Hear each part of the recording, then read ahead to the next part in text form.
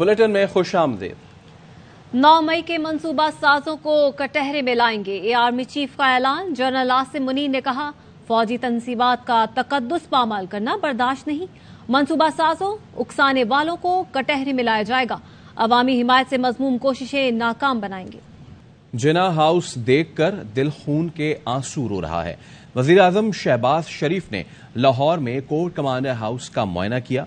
वजीर आजम ने कहा, बलवाइयों ने दुश्मन से बढ़कर हमला किया, घर में घुसकर कमरों में आग लगा दी। ये ख्याल भी न किया कि कोर कमांडर की फैमिली मौजूद है। शहबाज शरीफ ने कहा, इसकी तमाम तर जिम्मेदारी इमरान न्याजी पर आयद होती है। इमरान न्याजी ने हमले की मंसूबाबंदी की और तरगीब दी, किसी को रियायत नहीं दी जाएगी। वजीर आजम का 9 मई को जलाओ घेराव करने वाले मुलव्वस तमाम अफराद को 72 घंटे में गिरफ्तार करने का हुक्म। वजीर आजम शहबाज शरीफ ने ट्वीट में कहा कि मुलव्वस अफराद को गिरफ्तार करने के लिए कानून नाफिज करने वाले इदारों को 72 घंटे का हदफ दिया है। तमाम दस्तयाब वसाइल को बुरेका लाते हुए अमल में लाया जाए। इन लोगों को इंसाफ के कटहरे में लाना हुकूमत के लिए टेस्ट केस है। इनके मुकदमात इंसदादे दहशतगर्दी की अदालतों में चलाए जाएंगे। तशद्दुद करने वाले हम थे ही नहीं। इमरान खान कहते हैं, चीफ जस्टिस तहकीकात करें, सब सामने आ जाएगा। जमहूरियत छोटे से धागे से लटक रही है, बचाने वाली अदलिया है। माफिया अदलिया पर वार कर रहे हैं, पूरी कौम अदलिया के साथ खड़ी हो जाए। पीटीआई पर पाबंदी के अलावा कोई हल नहीं। वजीर दाखिला की धमकी। राना सनाउल्लाह ने इमरान खान और पीटीआई पर संगीन इल्जाम लगा दिए। कहा, हर शहर में 8 से 10 अफराद पर मुश्तमिल गैंग बनाए गए, पेट्रोल बम बनाने के तरीके सिखाए। इमरान खान तरबियत कर रहा है, रिलीफ ना मिलता तो 2 दिन में ये फितना बोतल में बंद हो चुका होता। ऐसे में वजीर दिफा ख्वाजा आसिफ ने पीटीआई की खातीन से बदसलूकी पर माफी मांग ली। ख्वाजा आसिफ ने कहा, पीटीआई रहनुमाओं के घरों पर चादर और चार दीवारी की बेहुरमती हुई, तमाम फैमिलीज का तकद्दुस मजरू हुआ। मैं शर्मिंदा हूं।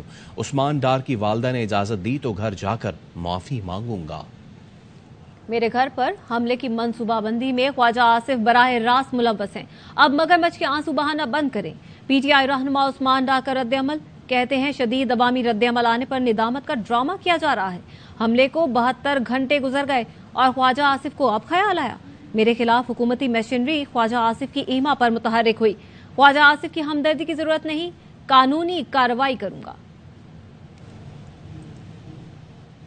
बिलावल ने क्या कहा, जानिए एक ब्रेक के बाद। हमारे साथ रहिए। ब्रेक के बाद खुशामदीद। हम इलेक्शन से नहीं भागते, पीपी तैयार है। कराची ने पीटीआई को खुदा हाफिज कह दिया है। बिलावल भुट्टो का कराची जलसे से खिताब। कहा, पूरे मुल्क से भी इन सियासी दहशतगर्दों को फारिग करेंगे।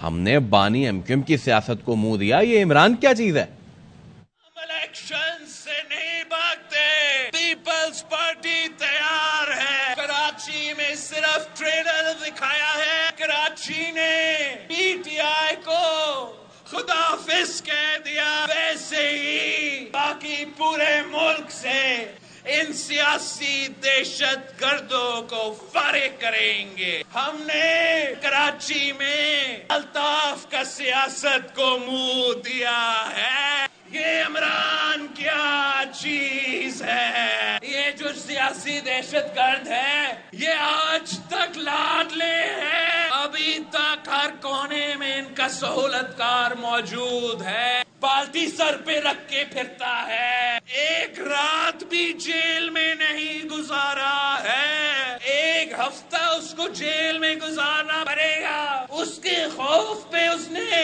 इदारे पे हमले किए।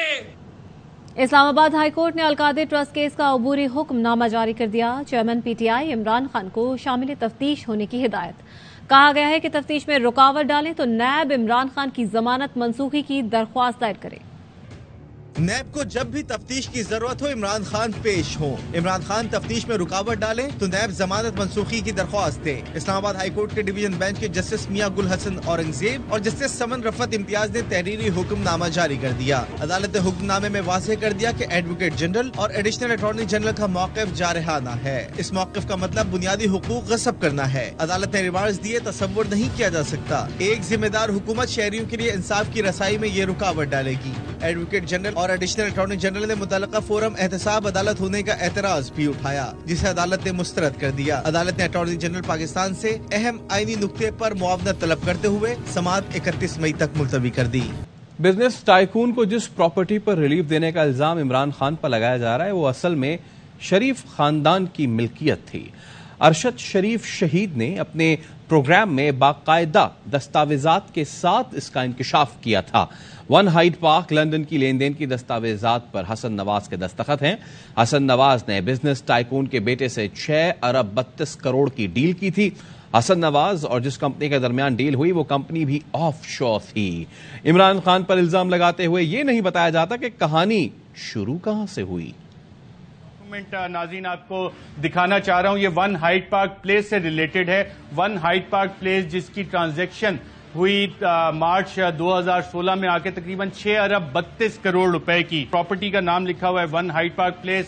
ٹرانسفرر ہے حسن نواز شریف۔ ٹرانسفری جو ہے اس کا وہ الٹیمیٹ ہولڈنگز مینجمنٹ لمیٹڈ ہے۔ ٹیریٹری آف انکارپوریشن وہی برٹش ورجن آئیلینڈ۔ اور پھر اگلے صفحے پہ جب آپ آ کے دیکھتے ہیں تو ہمیں پتہ لگتا ہے اس کی پرائز دی گئی ہے 42,500,000 پاؤنڈ، جو کہ 6 ارب 32 کروڑ روپے بنتی ہے۔ Signed as a deed by Hasan Nawaz Sharif in the presence of, اور حسن نواز شریف صاحب کے ہمیں آگے سگنیچرز نظر آ جاتے ہیں۔ اور پھر اس کے نیچے آتا ہے کہ جی signed as a deed on behalf of ultimate holdings management limited, company جو کہ برٹش ورجن آئیلینڈ میں جن کے ساتھ انہوں نے ڈیل سائن کی۔ یہ کوئی پراپرٹی ٹائکون ہے، ان کے صاحبزادے ہیں۔ 6 ارب 32 کروڑ روپے انہوں نے دیے حسن نواز شریف صاحب کو۔ کیوں دیے، کیسے دیے؟ ایک اور ڈاکومنٹ ہے ہمارے پاس 1 ہائیڈ پارک پلیس کا، جس میں لکھا ہوا ہے کہ جی 21 مارچ 2016 کو ultimate holdings management limited borrower ہے۔ Lender for entry in the register Hasan Nawaz Sharif ہے، the borrower with full title guarantee. اور پھر آگے ایک اور چیز آ جاتی ہے کہ جناب حسن نواز شریف سے پوچھے بغیر اس پراپرٹی کو الٹیمیٹ ہولڈنگ ڈسپوز آف بھی نہیں کرے گی۔ سپریم کورٹ کے حکم عدولی، کل 14 مئی پنجاب میں انتخابات کی تاریخ۔ حکومت نے صوبائی الیکشن کے لیے کوئی انتظامات نہیں کیے۔ کیا پنجاب میں الیکشن نہ کرانے پر توہین عدالت لگ سکتی ہے؟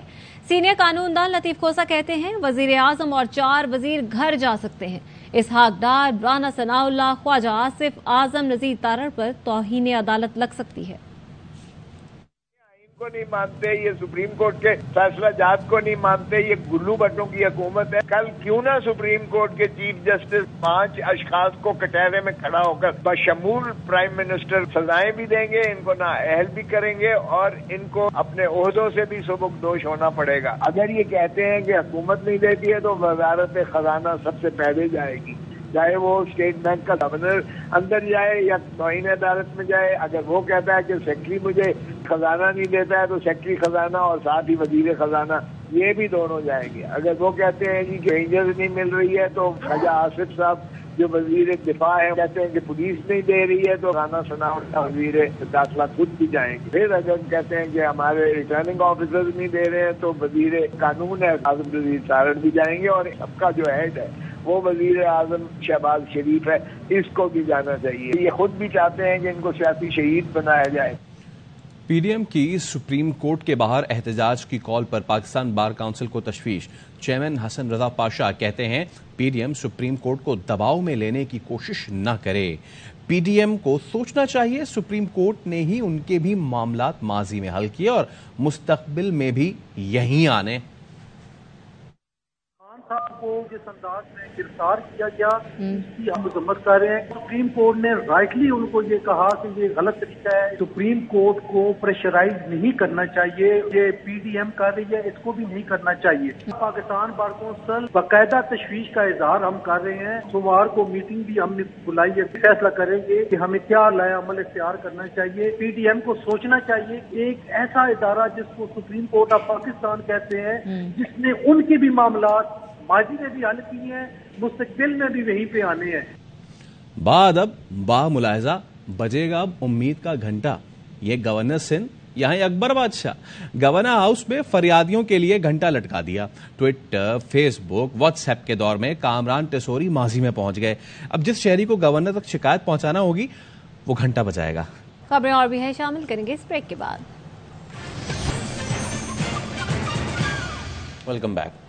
یہاں پر آپ کو اہم خبر دیں گے، لاہور سے کوٹ لکھپت جیل میں ڈاکٹر یاسمین راشد کی طبیعت خراب ہوئی ہے۔ ڈاکٹر یاسمین راشد کو سانس لینے میں دشواری کا سامنا ہے۔ یار محمد سے مزید تفصیلات جانیں گے۔ یار محمد بتائے گا اس وقت کیا صورتحال ہے ان کی؟